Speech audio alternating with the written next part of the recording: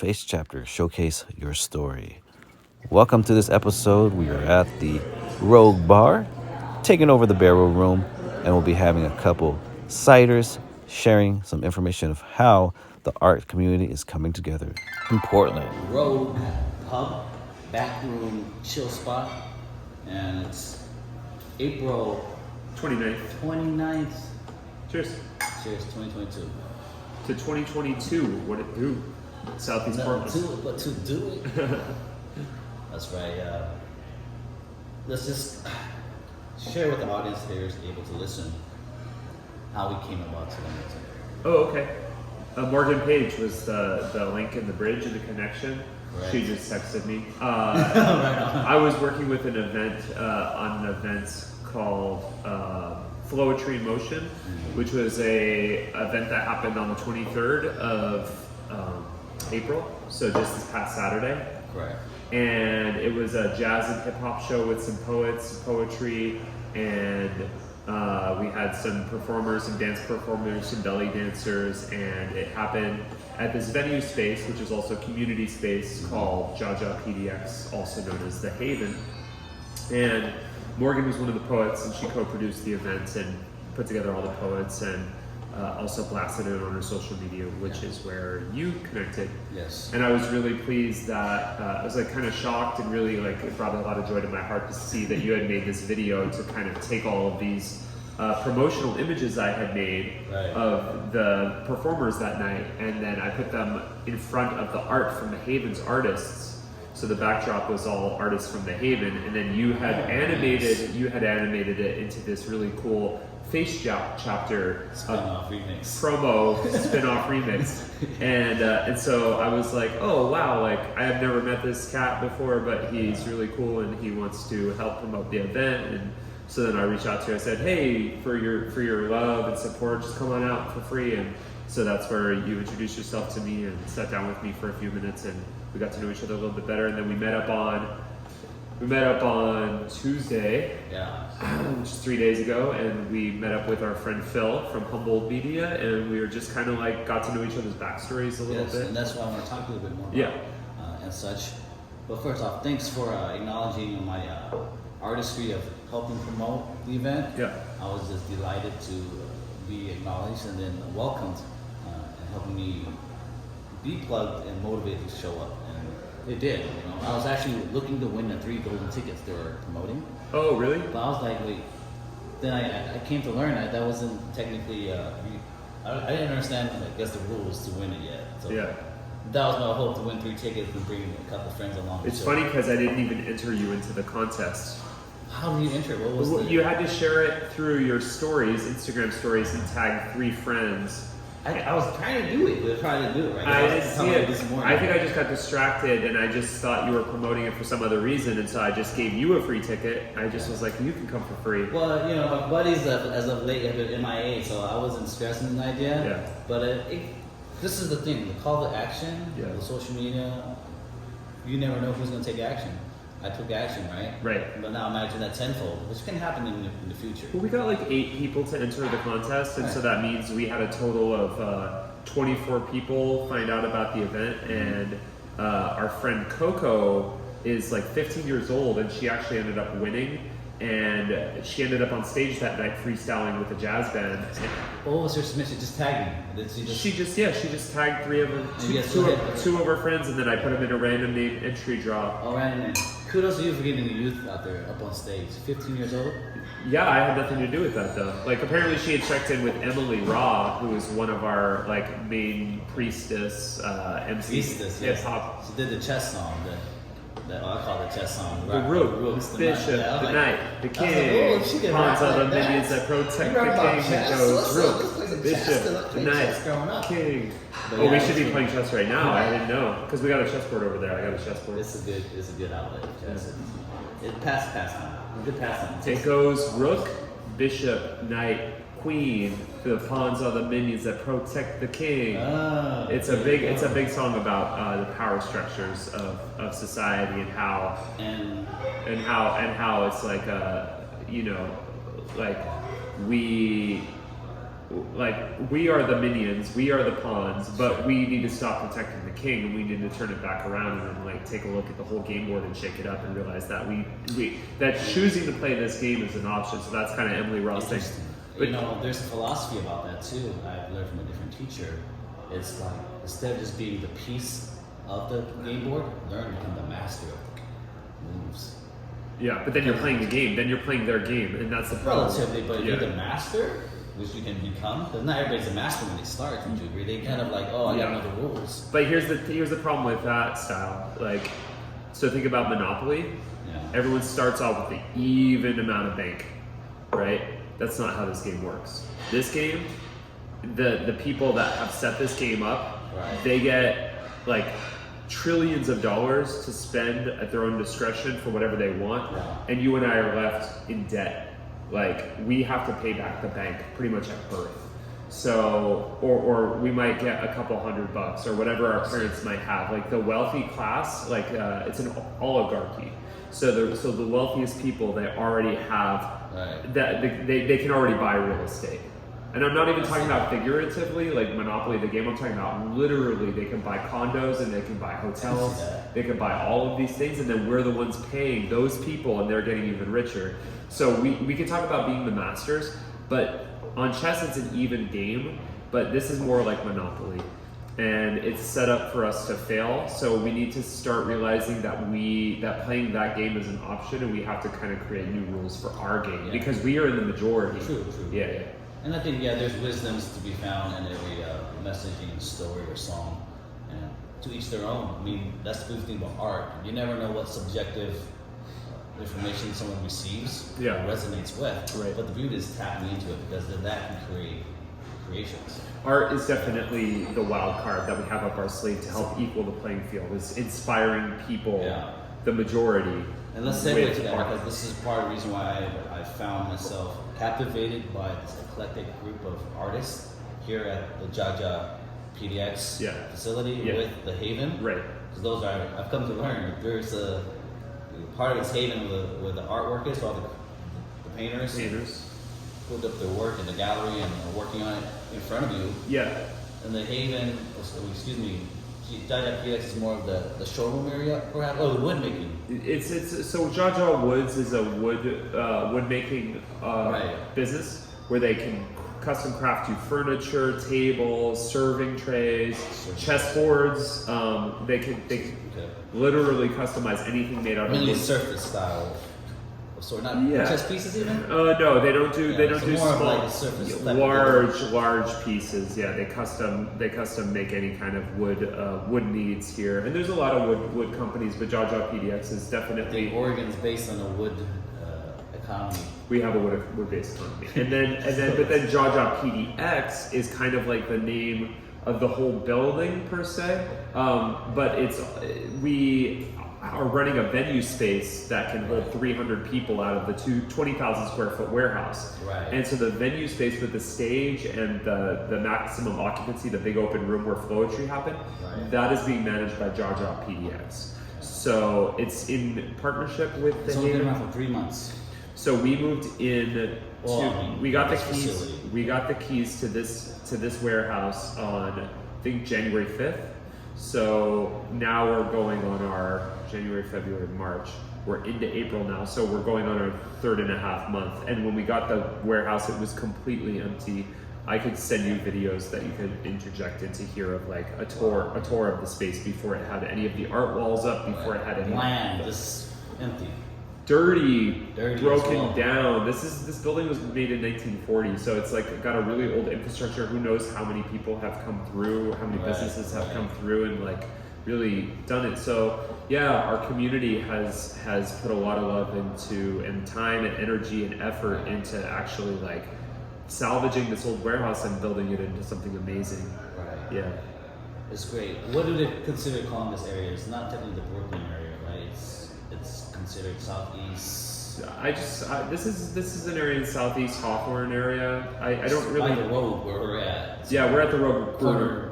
We are right. I'm looking at the building. I'm looking at the building over there. And you know, I got involved through the Haven, which is a project It's an art gallery slash sanctuary for artists to create art. Hence the Haven. Yeah, it's also a healing Safe space. Healing space. During the pandemic, Danny Stevens and the rest of the artists at the Haven realized that the events that they used to go to paint at, with like all the live music and everything, that was going to shut down, and that we were all being requested to isolate, to quarantine, and for 2 years. But, well, we were told originally it was going to be a month, and then. But a lot of people had an idea that it was going to be like a year or something like that. Right. And Danny had this foresight of like, well, we need to create a space where we, the artists, can come together and continue to inspire each other to make art regardless of a pandemic. Right. Like, however that works, it's necessary. At the same time, real estate in the city dropped because all these businesses went under. So he got a pretty sweet deal in Selwood, Milwaukee, across from Elk Rock Island.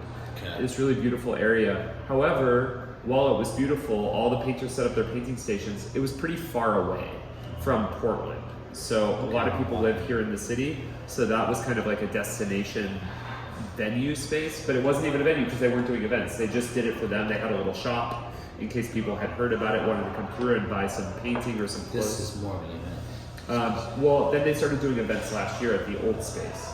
So they started doing hip hop shows. They started to have a little bit of ecstatic dance. Some sound baths were happening at the Old Haven. Okay. But we're talking about like legally with the fire department and everything.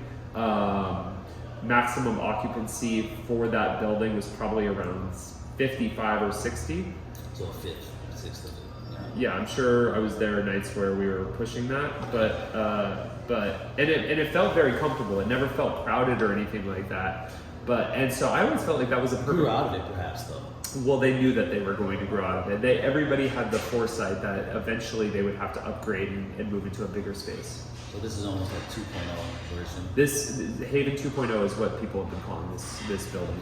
Haven 2.0. Although JaJaPDX and Haven are currently in conversations about changing the name to the Dream Factory. Oh. So for the whole building, just so everyone can call it. How does that process work between dream, so many different creative minds? The Dream Factory. You know, is it like It's organic. organic? Yeah. It's just a. People talk, and then Is there a deadline date or something like that's bureaucratic or no? I don't see what that would. It was like it's a collective decision. We have meetings. The Haven has 5 core members. Out of the I would say about 18 artists that have spaces out of the Haven, including myself. There are 5 core council members of the Haven. I'm not on the council. And they make the decisions for how the Haven works. Right. And then on the JaJa side, it's mostly JaJa and Blue. And those 2 people are the ones that have invested the most, and they come together. They meet on almost a daily basis to discuss what events are going to be happening in the space and how that's going to run. And then between Blue, JaJa, and the council of the Haven, how they come together, I'm not really sure how often they meet or how often they converse. It's mostly like, we've been so busy doing everything since we got the doors open that there's not been like a lot of time for coordinating. Sure. So the venue space is being run by JaJa and Blue on the JaJaPDX side. The things that happen in the Haven are happening on the Haven Council side. And then anything that happens in the wood shop area is all JaJa. That's all JaJa. Well, thanks for sharing the depths of that. We all share the same warehouse space. So it's all a sanctuary for everybody. It's very fascinating. I appreciate it. I see the value in it. I see the beauty that is coming of it. Now, speaking of value and beauty, what I do as a podcaster, I call myself a spiritual artist in essence because it's everything we do to me is spirituality, if we recognize it or not. Music, art, paint, it all either resonates or speaks to us or evokes us to do something. So what I'm doing with Face Chapter is bridging stories and how do I showcase the different talents. So you're one of the first that stands out to me that I've come to become friends with, to where now I'm going to ask you, Lucid Vibe Media. Yeah. Go ahead and share with us what makes that a unique addition to the building here. So Lucid Vibe Media, our tagline is medicinal media for the masses. Ooh. So the media, when we're looking at the power of media, for better or worse, we're thinking about influencing consciousness. Right. So the media is largely television, radio, movies, and print, right? So these are the mainstays of Is social now part of that? and social media is a big part of it too. So, and actually, it's a good point. Lucid by Media mostly exists as a social media entity, right? And but the whole concept of Lucid Vibe Media started off as a poetry-only radio station. But then when I started going to all of these festivals, I started meeting musicians, becoming friends with bands and musicians, and then also meeting a lot of workshop facilitators. These really wise people that had a lot to share and teach people.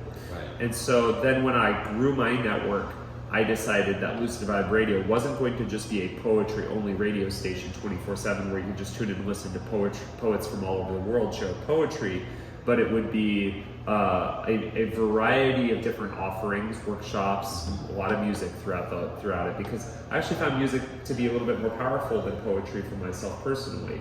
But we never ditched poetry. Poetry was always a part of it as well. And for 5 years, I sat on this vision of a radio station, and I thought, this is too hard. This is too technical. It's too much of a barrier of entry to actually create a radio station. I don't know how to do this. And then one day, several years later, somebody else had created an infrastructure to easily create a radio station. So then I woke up the next morning after thinking about it, finding this other company, and just thinking, Lucid Vibe Radio, it just came to me. So I went online and I thought, is lucidvibe.com available? And it was. So then I immediately was like, all right, well, I'm starting Lucid Vibe Radio. Let me ask you, Yeah. why did your essence gravitate to the word lucid? Because I was a big part of the Lucidity Festival in Southern California. The Lucidity Festival started in 2011. Okay. And it was backstory. Yeah. So I grew up very jealous of the hippies in the 60s. I felt like the Woodstock era was kind of when I was meant to thrive, and I sort of like was born too late. I missed the boat on the whole hippie scene. This is my thought as I'm experiencing life at the age I am and the year we're in, is that there is a resurgent or like a resurrection of Renaissance. Yeah. A digital version even, which is even more empowering. And I'm saying, as an artist these days, you can have your cake and eat it too. Back in the day, you probably did, but not as frequent as you could these days with the technology at our fingertips. Anyone who's sophisticated enough or hungry enough can pick up a smartphone and really create something magical. Yeah. And then perform it.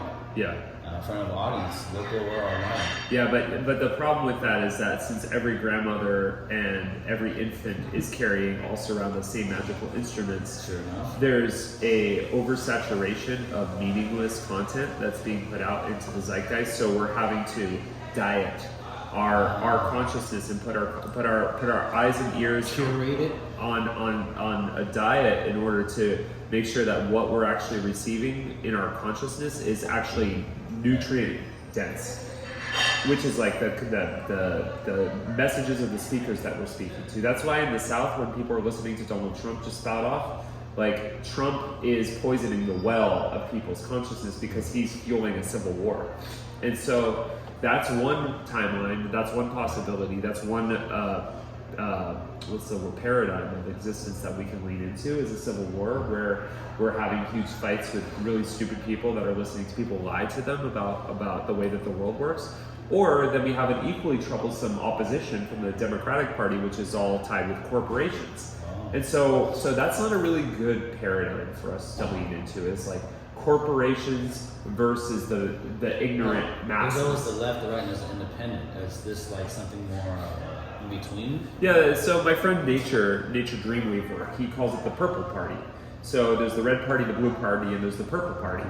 You kind of combine the two, and you create this hybrid of masculine, feminine, and you create this transcendent, transformative sort of a translation of what's possible with these two different polarized factions of red and blue. And so you come together, and you merge together. You do get the best of both worlds, but you're also creating a brand new structure for new opportunities to emerge. A lot of people call festivals like Lucidity transformational festivals, but my friend from entertainment was there. My friend Darren who created the Imagine Festival, he prefers emergent culture, emergent festivals. We're talking about music. Pretty radical stuff. Like we're talking about a harp made of strings that go like 500 feet. These strings are 500 feet, and then somebody is like suspended over them. It's called earth harp. People playing the earth harp in the middle of the night with like projections on the strings and on the artist playing the earth harp. A lot of different dancers, ritual, bringing back ritual. Is that still going on, Lucidity? Lucidity just returned actually 2 weeks ago after a 2-year hiatus for Regeneration Earth. They just had their 8th year, but that 8th year was paused by a 2-year hiatus. So they did just return. Okay. And Lightning in a Bottle is coming back this year. Lightning in a Bottle used to be a lot more conscious as well, and now it's more of just a big party. But Lightning in a Bottle used to include. Why was it called Lightning in a Bottle? Like here's a bottle and there's lightning inside. It's like capturing lightning in a bottle. It's an old saying. It's like like inspiration. It's like capturing that inspiration in a place, in a space at a time. So lightning in a bottle. I don't know. Bottling up some lightning. Yeah. Okay.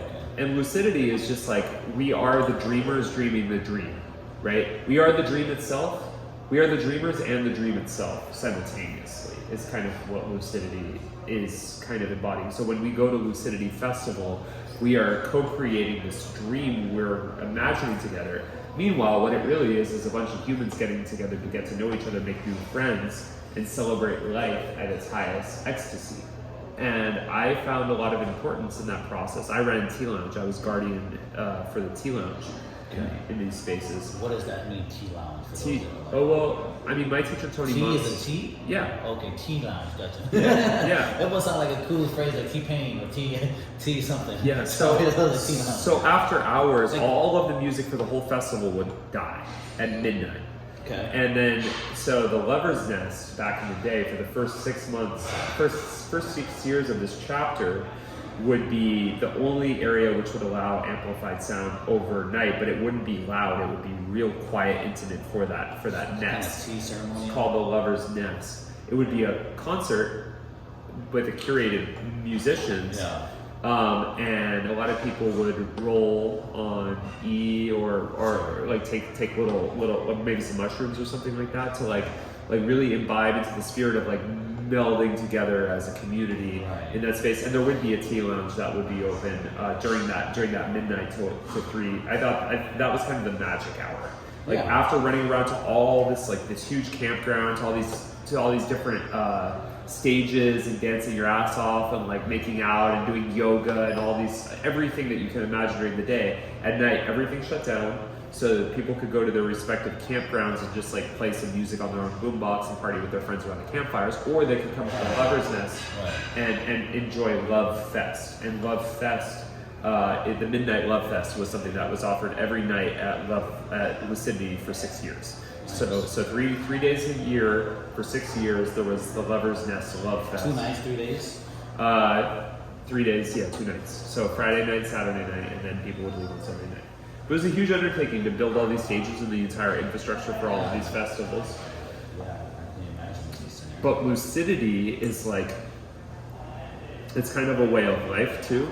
Like it's not a cult, but it's like a way of thinking about reality as a dream. Like we are the dreamers dreaming the dream, and so we can bring that back into our normal lives. And I really felt that lucidity did things right in terms of like balancing the impact of the land as well as the leaving a positive impact, leaving a positive trace. So Lucid Vibe Radio came out of me with this vision for a radio station and being very inspired by the work that Lucidity was doing.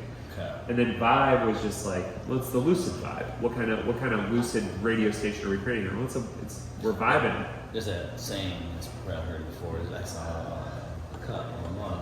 Your vibe attracts your tribe. I mean, that's essentially resonance and momentum. Yeah, and in fact, when I was looking at other instances of Lucid Vibe, somebody had created the Lucid Vibe tribe online, just like a group of friends. Bar town, bro. You know. Like Ohio, I think. Like Just just the spot. just some locals, just like 5 people that I created a Facebook group called the Lucid Vibe Tribe, but Lucid translates etymologically to light. And the vibe is just vibration. Like its origin is very similar, like frequency, light frequency, and radio translates to beam. So beaming the vibration of light, or beaming the frequency of light out into the universe. Essentially, what happens throughout life. Which a lot of healers and people that are interested in the Transformational Festival universe, are very interested in positivity and spirituality. Yes. They call themselves light workers. Like as a means of casting light into dark spaces and also helping assist and support people that might be caught up into shadow elements or in evil or whatever, kind of like... How does one re-guide someone that might be going in that direction? It depends on that person. Yeah. I think Did each you person... have experience of coming across those matters much, or is like Yeah. very unique? Yeah. Is there a common pattern, or is there a common... Well, lifeguard? first of all, disclaimer that I don't claim to be anything special or know much about light workers or healing wayward. You said that. That's good. Wayward souls. I think that there's a lot of different schools of thought on it. I think that what could be happening. Okay, so I have this mantra. Okay, hit it with the poetry mantra. It's not poetry. It's just a mantra. It goes health in the body, peace in the spirit, love in the heart. Health in the body, peace in the spirit, love in the heart. Health in the body, peace in the spirit, love in the heart. And then the follow-up is, it is this that it's a prayer. Health in the body, peace in the spirit, love in the heart. It is this that we wish for ourselves, and it is this that we wish for all of our brothers and our sisters. Health in the body, peace in the spirit, love in the heart. It is this that we wish for ourselves, and it is this that we wish for all of our brothers and sisters. Why? Because when we do a scan of ourselves, we go first. Before we get into the spiritual nature of existence and whether or not we're balanced karmically with right and wrong, good and evil, we go, how's our body? We're here in this existence. We're here on this plane of existence together. That's what we share in common. We both are in the flesh and blood with these bones, right? How is our body? Is there a sensation? Is my stomach okay? Is my head okay? Are my eyes okay? Because usually what is the cause of disharmony? Because I see it as a question of harmony. Like, are things in harmony or alignment? Yeah. No. Well, the first thing that I go to is like, where is my body out of whack?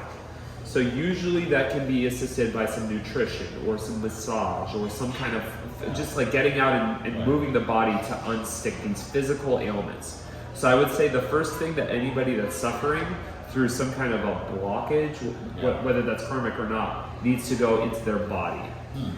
Go inner versus outer. Then, well, the second thing is, if your body's cool, right? If your body's fine, but then something else is fucking with you and it's hardcore, like you could tell something is way off, then you need to restore peace to your spirit. So what that entails is, all right, well, if there's somebody, we're doing this interview, and then a schizophrenic person starts walking in the room and just going like, bloody mercy, motherfucker, I'm gonna kill all you motherfuckers and rape all your children. Like, it's gonna fuck with the harmony of this interview. So we need to then scan the external, which is like what is causing disharmony in the spirit. And then because that's the external environment. So we go internal first of like what's happening in the body, then we go slightly zoom out. When in doubt, zoom out. That's another great mantra. When in doubt, zoom out. So you zoom out to one level of the spirit. Well, the spirit is affected by the environment. Right. So then you go, what's happening in my environment? And then you go back in and you go, well, love in the heart. Because really love doesn't come from outside of you. Like your mom or your dad or your girlfriend or whatever, they can make you feel really good by hugging you and giving you a blowjob and just fucking kissing you all over your body and just telling you how much they love you and they appreciate you. Okay. And that's helpful. But really, true love, that all that is doing is stimulating something within that you have access to 100% of the time. Yeah. So if you're trying to restore harmony, that's an inside job. Let me ask you this. Maybe you have some experience you can share with your wisdom. Pause. So when we go to helping another person, I think the number one thing we can do is to create, and what I look to a lot of this is the Zendo project, which Maps is running. So they're about creating an environment. When you say MAPS, what's MAPS? MAPS is the multi-artistic disciplinary, psychedelic disciplinary. .org, MAPS.org. Yeah, we're talking about the introduced the pill, the psychedelic pill. They are the ones Psilocybins. that are advocating for the legalization of psychedelics on a therapeutic level. And they're the ones that are breaking all the ground on a systemic federal level in order to make it mainstream acceptable for these things to be used as medicine. Medicine, not drugs, to get high and have fun. As a medicinal helping aid. For specific symptoms and ailments. So they create Zendo in these events at these festivals for a safe space for people that are tripping and having bad trips to go. So you create a safe space first, and then they have the therapist come, and they go, and they're all volunteers, and then they sit with you, trip sitters, to be like, hey, I'm experienced. That's fascinating. Yeah. So that environment thing is primary, but then you can go like, hey, how's your body? And I think, so I think each person is different because they come from a different background. But that system really helps me personally. Have you been through a scenario of that, I've been through. At Burning Man, I went through Zendo. I met with the mountain. How do you call them? What do you call the people that help the aides? How many are there? There was like 4. There's 4. Are they a variety of looking for, or are they all? Yeah, there was like very soft, feminine people, and there was the guy that sat with me and held my hand. He was like 6'5", and he probably weighed about 300 pounds. Oh, wow. But he wasn't a fat guy. He was muscle. He was like they called him the mountain. He's from Colorado, and he was a really beautiful human being. Because I imagine there's people that have stories built in with a description or even trauma that they have a prejudice. Right, that there's only 4 versus more. Yeah. You know, I guess wonder how that can interact. But well, they've all been trained. They've all been trained to go through the process of figuring out how to work with and everybody. They see like, oh, this is not gonna be a good fit. Maybe another can come in. Yeah. Okay, well, that's good to know. So we're at 1:00. Yeah, we are. Yeah. So we can do 5 minutes. 5 more minutes. Well, yeah, 5 minutes within, and then quick little 40-minute production here. Is there anything else that you'd be open to share or wanting to put out there in the ether so people can either know more, collaborate more? Sure. Feel free to share. Yeah, lucidvibe.com is currently the website where you can listen to a lot of our podcasts and connect. That radio station, we are no longer a radio station, we're a media company that is taking medicinal media. Actually, we're in the process of transforming from being a radio station into a video podcast network. And so currently our website is lucidvibe.tv, where you can get to know and tap in. You could actually listen to the radio station still through lucidvibe.com, but we have also partnered with our friends over at Shady Pines Media to create Shady Pines Radio. And so what was just my vision of a radio station has now become over 110 DJs in Portland, 24/7 doing radio. And it's a really great discovery platform for new music and for new voices, and anybody that really feels called to do a radio show and to be heard and have their own platform on this community radio station can find out more at shadypinesradio.com. There's also a big festival coming up, so in July 15th through the 17th. So if you go to shadypinesfestival.com, that's a really great opportunity to meet up with everybody. Also, the Haven PDX is kind of my home base here. It's where I'm running. You're right in the corner there, on the top with a nice little view. Yeah, I got some natural light coming into my podcast studio, which is still a work in progress, under development. But I'm based in the Haven PDX, which is a collective of artists and painters and visionaries that have done a lot of work to create a sanctuary here in Portland. And so I have access to the Haven 24/7. If you're interested in being interviewed by me or getting to know me and my team, please reach out on Instagram at Lucid Vibe Media. And also, if anybody needs any healing, physical healing, my queen, her name is Jordan Sundancer, and she runs the Infinitely Love Healing Arts Collective. So she has a massage studio downstairs, and she's very open to trade. So if you're a person that creates products or has other services, whether they're in the realm of media or art or whatever, We are very much about moving away from the capitalistic model and into the barter model of trading time and services for our services and products. So so we're about expanding and growing the circles, expanding them into becoming more wide.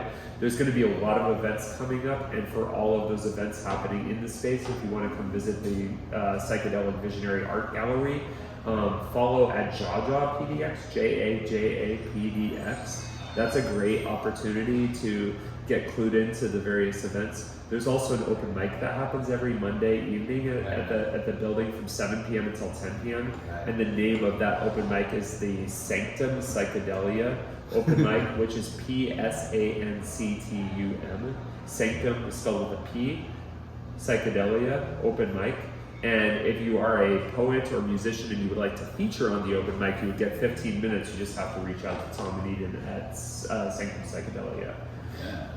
Other than that, we are interested in promoting other businesses out there. So if you catch wind of this, then you're already part of the network community, but we want to get to know you. And if you have a business that you want promoted, feel free to reach out, because we're creating commercials for the Video Podcast Network. And so we want to be promoting businesses here in Portland as well and showcasing them, just like Face Chapter, very much in the same alignment.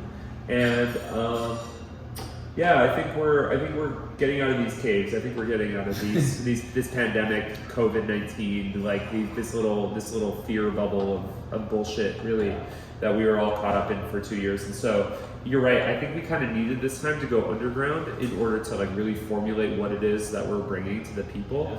And we're still in the process, and it's going to be a process, but primarily I'm focused about the ecological crisis that is happening on Earth right now. And I think the only true way that we can survive and thrive as a species going forward into the next few decades is to inspire the rest of humanity with art.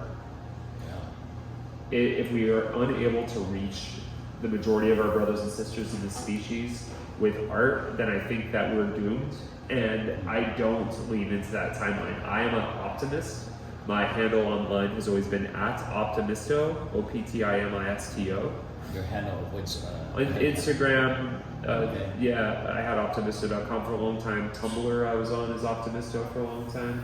And it's about choosing to be hopeful and not discounting the value of hope for our future. And in order to accomplish sharing hope, because on a personal level, I can tell you, everything's going to be good. But I don't actually believe that unless other people believe that. And the only way to get more people to believe that it can be good and that we can make strides for the better as people, as humanity, is the art. The art is really the arts are what get people's attention. And so with that attention, then we can redirect towards permaculture projects and towards there's ways to take carbon out of the atmosphere. And put them into the soil. And grow marijuana plants. With a specific type of soil called mycorrhizal fungi. But we need more homeowners and stuff like that to start seeding their soil in their gardens and in their land with mycorrhizal fungi, because it actually draws carbon molecules out of the atmosphere. There's an Australian biochemist by the name of Graham Sate, and he's done all of this research on mycorrhizal fungi. And so how do you get access to that? You have to go through various companies. I mean, the good thing is once you get a supply of mycorrhizal fungi, you can take any soil and you can seed it. You can spawn out this fungi and you can make more of it. It will generate more. Yeah, it will. I'm not exactly sure. It will basically the network. Count me in. I need to get some of that. Spores will spread and then it will seed and then that soil then becomes rich in that stuff, but it really is going to take about 2 billion people on this planet to mobilize within the next few years. Of 7, that's almost 25%. That is about 25% of all humans on the planet. So we're looking at a huge, almost impossible task, and B, with these technologies, we have more potential than ever. And so with a space like the Haven, bringing people together. We can have the parties, we can have the fun, we can have the celebration, I must we say- can meet each other, Yeah. which is actually the most important thing. The most important thing is developing the relationships, and then we can redirect the focus from that fun and celebration to actually going out and taking that fun and celebration into the world and into the soil and change and help our Yeah. ecosystems Be the catapult. be healthy. Well, thank you for that. Thank you for your time. I think this is going to be great for the first episode. There's plenty more room to talk, but I just want to keep it pretty simple and concise to some points. It's been a joy. Even sitting down and having tea with Yeah. other people Yeah. was a human thing that I appreciate, that I can't only speak so much about. You have to come out and just do it. Come see the artists, come see the beautiful work. You'll be touched, you'll be inspired. You realize, man, humanity has so much hope to offer. And you'll see it there. So I encourage people to come out to open mics on Mondays. Yeah. Come out to the monthly events they're having, seasonally, maybe annually. Well, no, it's just only been here for 3 months, but I see it growing and developing to the point where it's a conscious place to come out and care and share and just dare each other to be the best version of who they are. So thanks for the time. Yeah, man. Thank you Yeah. very much. Let's just keep it moving and grooving. Okay, sounds good. Keep it vibing. Yeah. Lucidly. Cheers. All right, cheers. You probably want to record an intro too, where you go like, I mean, from here maybe to just like, hey, I'm here with Zach. I already did it, even with coming in with us ordering drinks. Oh, did you? Some background. Thanks for tuning in. Please feel free to like, subscribe, comment, and we'll catch you in the next episode. Peace.